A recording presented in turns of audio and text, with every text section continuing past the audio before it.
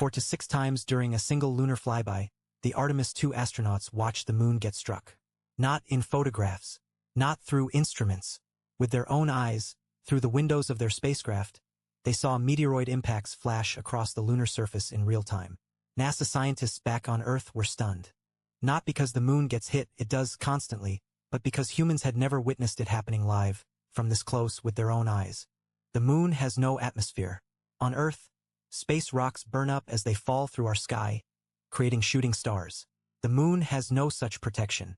Every meteoroid hits at full velocity, tens of kilometers per second, vaporizing rock instantly and releasing a burst of visible light.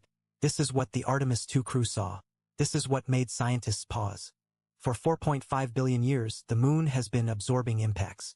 Every crater visible from Earth, from massive basins to invisible pockmarks, is a record of collision. NASA's Lunar Reconnaissance Orbiter has been tracking new craters since 2009, cataloging thousands of fresh impact sites by comparing photographs taken months or years apart. The moon is, simply put, a cosmic punching bag. But here's what matters.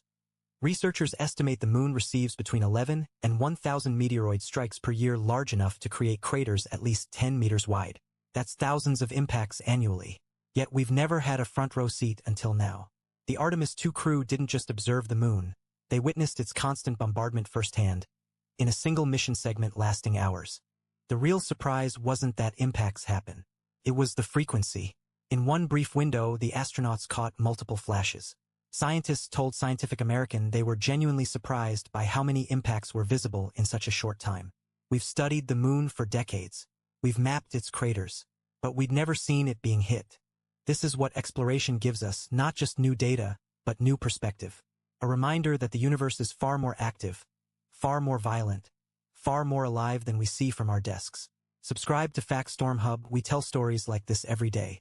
Full article on factstormhub.com.